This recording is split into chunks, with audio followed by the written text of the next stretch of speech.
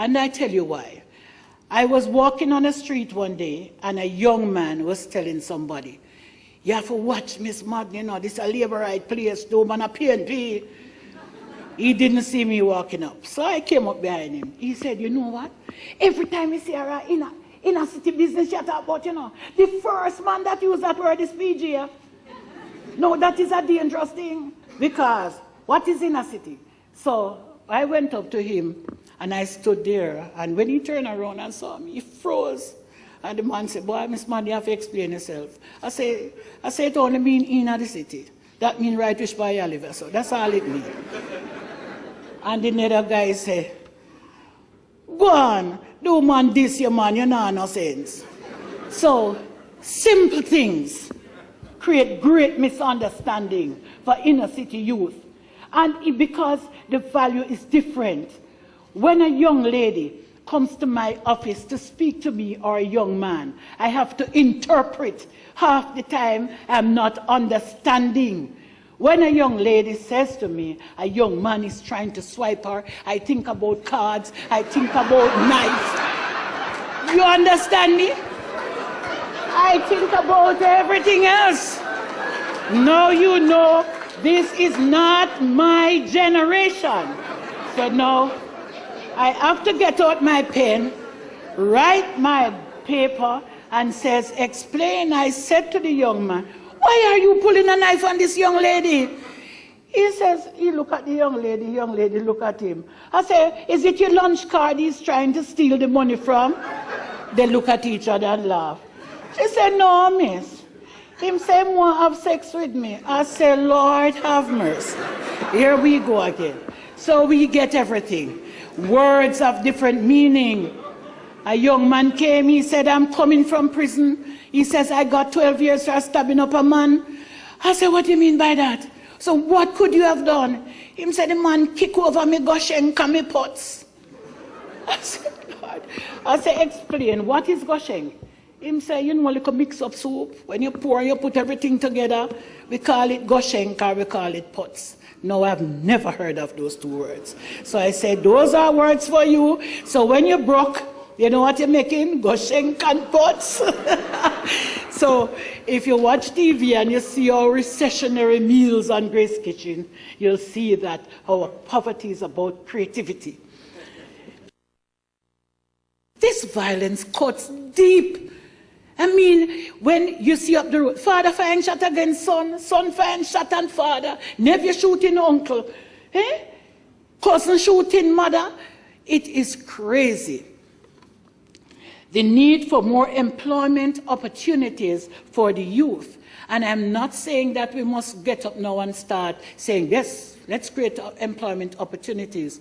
We need to encourage our youth to think creatively and to see how they can come up with new ways of occupying their time economically so they can get some money. When somebody's doing it at a level in the community, all of us, we need to stop looking down.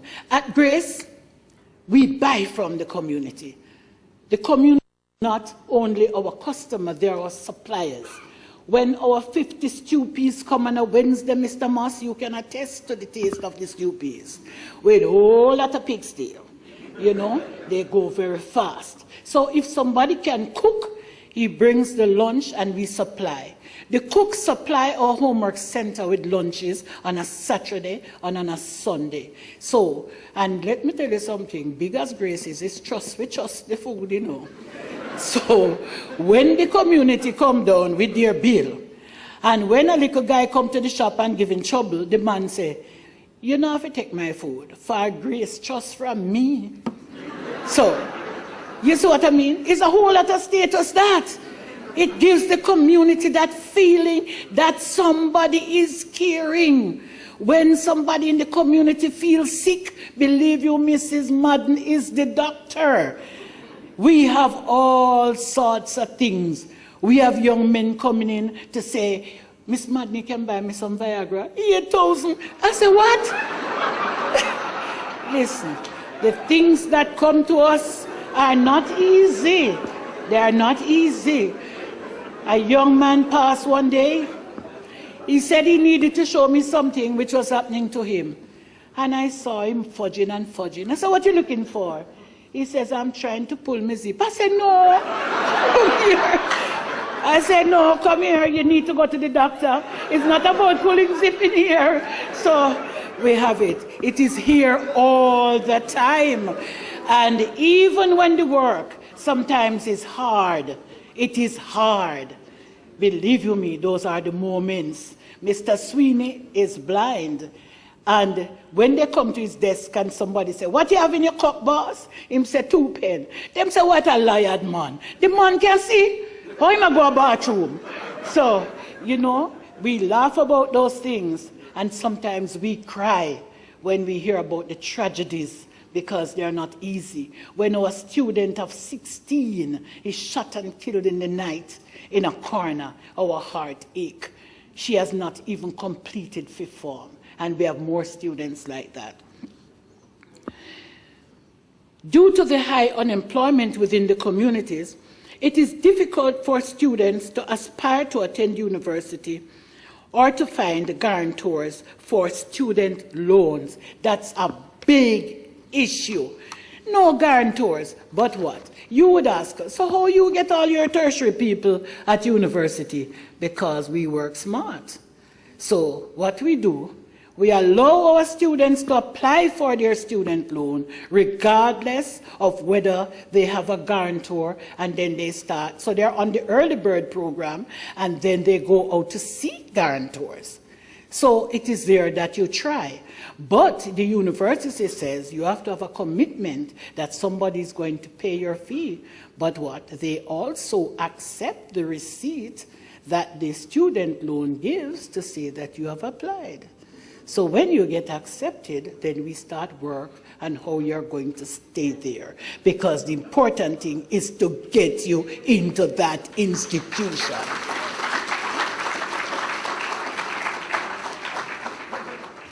The paranoia among the youth is still very high and is a barrier to them getting access to employment outside of the community, as they always feel threatened. A young man was asked to wash some car in the car park. He came to say he's not coming back. I said, why are you not coming back? He said, the man, them a pre me. Me said, you mean them a pre you? He said, from last week, me see a man a walk up and down past the place. Him a pre me. And right away, he's nervous. He thinks somebody's going to kill him. So, because we had the task team, we called the man who was walking up and down and say, why are you passing the man and preying him? He said, no, my auntie begged me to go to Matalan go pick up a housing farm. Had nothing to do with preying, nothing to do with violence, but his paranoia, that things that says if I leave my community, I am going to die. So when they come out for a job, they don't hold the job once there's violence, because they feel that somebody will kill them, whether they have a mark, whether they have no face. PNP and labor rights. Somebody say, me just kill a PNP, me just kill a labor right. It takes away that individuality, that things that says that you're a human with children. We need to stop it. We need to remove those things from our communities.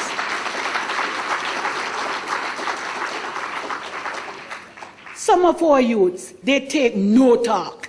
In communities, say, me no take chat. So whether you are done, you can't chat to me.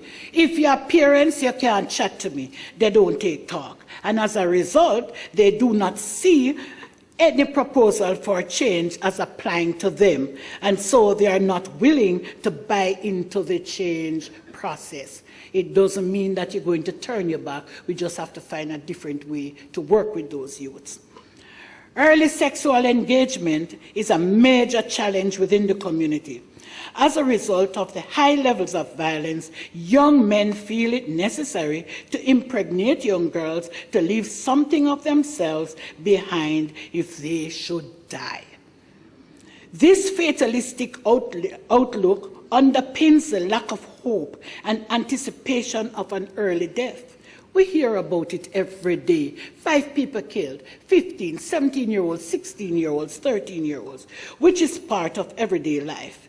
Females serve as a vessel to carry on the name of these young men, and in some cases, this action is supported by parents. I mean, I've gone to a community and I was sitting on a corner because I don't really look like this when I go to work, you know. I really look like the work. So while we're on the corner, the girl says, "See him there." So I am looking to see what is happening. And she turned to the other girl and said, the girl, the man, what you pine on him for? She said, "Go on, me go take him name." So I'm trying to work out what she mean by taking name. Meaning she want to have a baby for this guy because he's handsome, not because he has a job or he can mind a baby. It's about being handsome, good looking, and our baby go pretty and have long hair. Isn't that a serious thing?